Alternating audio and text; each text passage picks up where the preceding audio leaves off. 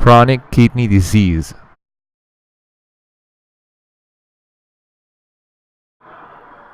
Kidney is an important organ in human. It has many important functions such as excretion of waste, acid-base homeostasis, osmolarity regulation, blood pressure regulation, and hormone secretion. Chronic kidney disease is a progressive loss in renal function over a period of months or years. In 2001, the National Kidney Foundation issued a consensus statement recommending CKD as a preferred nomenclature. According to the Centers for Disease Control, 16.8% of the U.S. population aged above 20 years have CKD. That means 1 in 6 American adults has CKD. Without appropriate treatment, CKD can develop into late stage and result in kidney failure. Patients with late stage CKD need dialysis and kidney transplant. For clinical purposes, the creatinine clearance is used to approximate the glomerular filtration rate in monitoring renal function. Creatinine clearance can be calculated as the urine concentration of creatinine over plasma creatinine concentration times urine flow. A more accurate calculation of glomerular filtration rate can be achieved by inulin injection and calculate the inulin clearance because inulin can be completely filtered by kidney.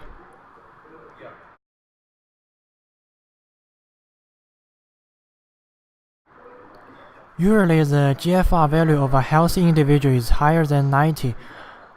If someone's GFR value is lower than this value, he or she may have CKD. Traditionally, CKD is classified as 5 stages. The table below is a description and action plan of different CKD stages.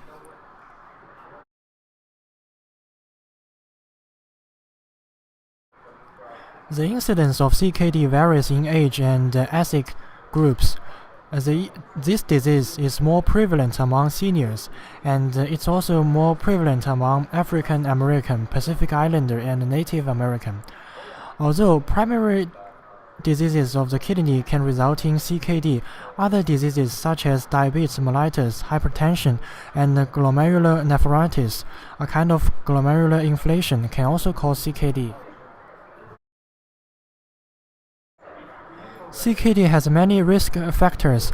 Below are the 5 most common risk factors for CKD, which are diabetes mellitus, hypertension, family history of polycystic kidney disease or other genetic kidney disease, small birth weight infants, and obesity.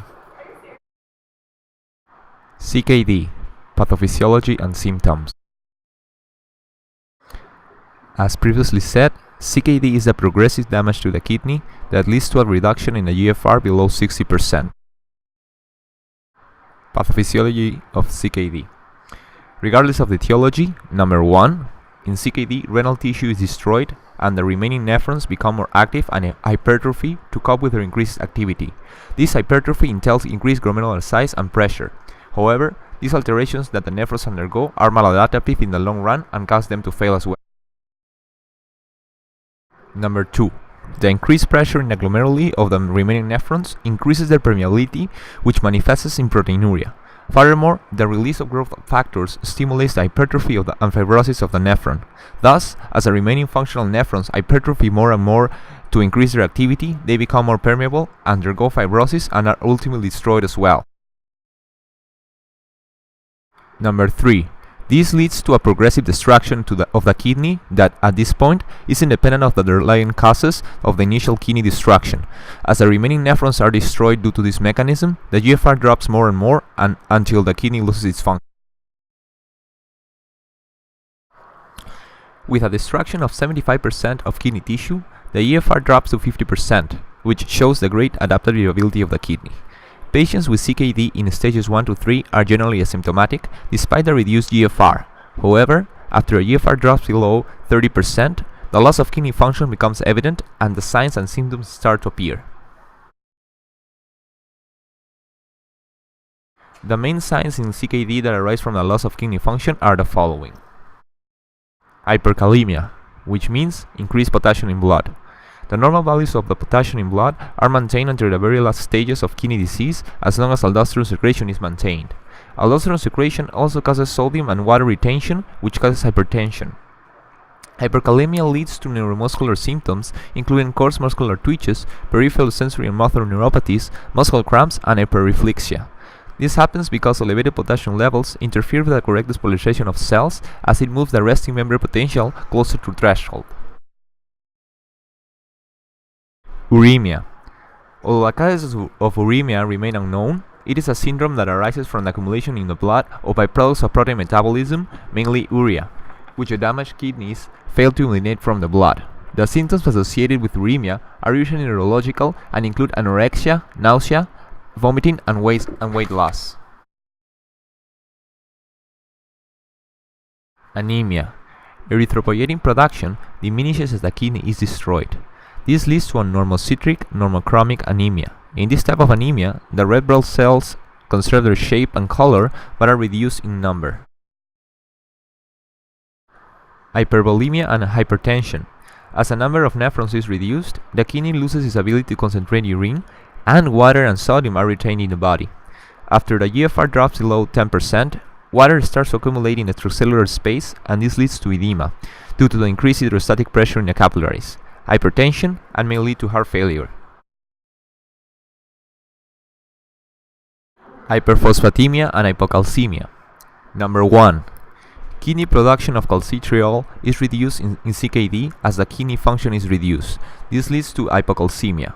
Furthermore, with decreased renal function, phosphate excretion is decreased, which leads to hyperphosphatemia. Number 2.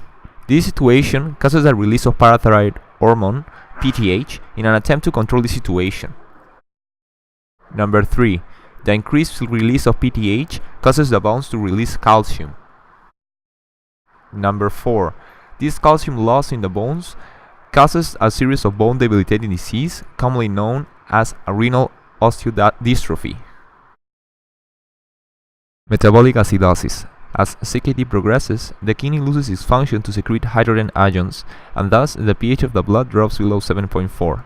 Metabolic acidosis accelerates bone destruction as bone acts as a buffer, and accelerates the fibrosis rate of the remaining healthy nephrons. Because there is no cure for CKD, treatment plans are the best option to control the progression of the disease and reduce further complications like cardiovascular disease.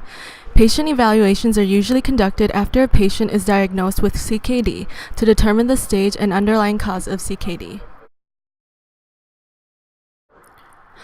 This figure lists some treatment goals that are used to slow the progression of CKD.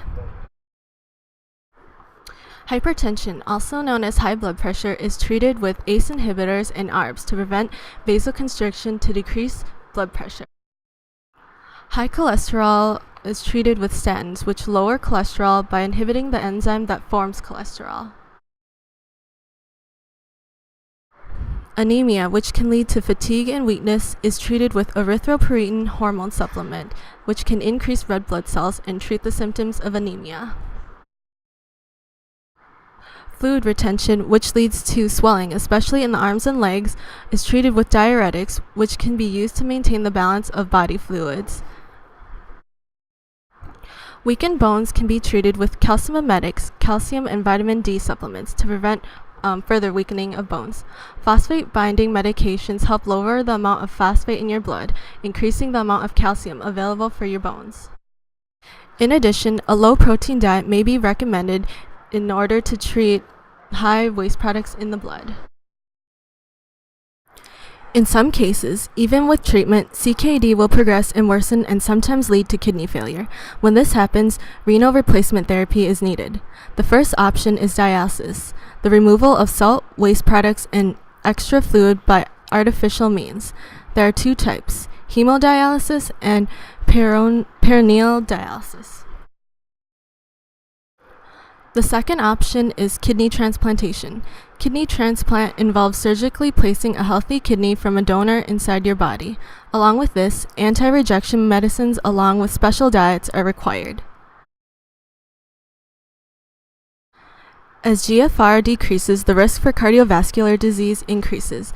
A common cause of death in CKD patients is cardiovascular disease rather than progression to stage 5 renal failure, because people with chronic kidney disease tend to have hypertension, diabetes, and hyperlipidemia that are risk factors for cardiovascular disease. Early detection is important to preserve GFR and also help identify risk factors for cardiovascular disease. In 2010, a pilot study conducted by Good and colleagues looked at the possibility of developing a method to not only diagnose CKD, but also to classify the disease by type using naturally occurring urine peptides. Current clinical methods to detect renal damage look at proteinuria or albuminuria for quantitative measurements or changes in serum creatinine concentration to estimate glomerular filtration rate. These methods of detection are nonspecific and many times will detect renal damage after late symptoms appear. This study seeks to provide an individualized diagnosis that is specific to the patient. With this information, therapy and treatment plans can be personalized to an individual patient, increasing the chance for better health. This study also paves the way for future studies looking to diagnose and classify diseases based on urinary biomarkers. In this study, capillary electrophoresis coupled to mass spectrometry was used to collect data including mass, migration time, and peptide abundance. This data was compiled into a measurement platform and analyzed with a multiplex screening. You can see the differences in the abundance of certain peptides, which are represented by the peaks. This is especially evident when you look at the different information comparing CKD patients and healthy control group.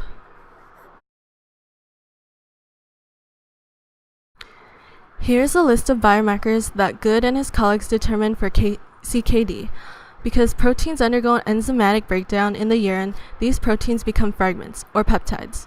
Overall, the study narrowed down the biomarkers to 273 peptides for CKD. To test the accuracy and sensitivity of the method, a blind study was conducted using samples from healthy patients and patients with CKD. The result was 85.5% sensitivity and 100% specificity, most of which is thought to be due to the large number of biomarkers used. Using this method, researchers were able to identify biomarkers to diagnose single chronic renal diseases, including IgA nephropathy, diabetes nephropathy, ANCA-associated vasculitis.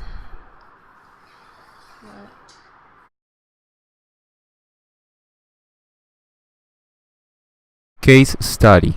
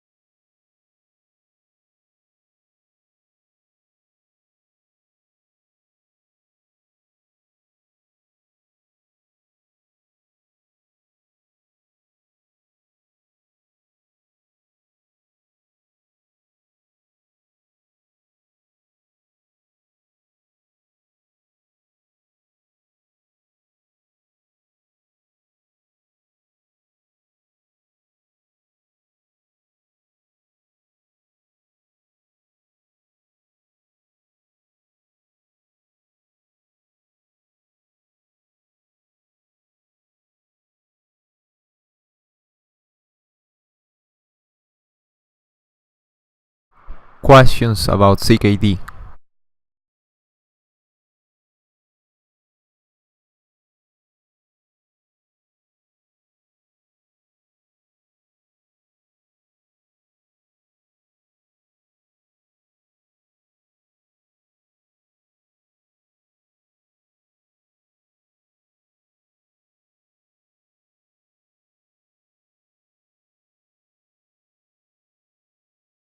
Frances.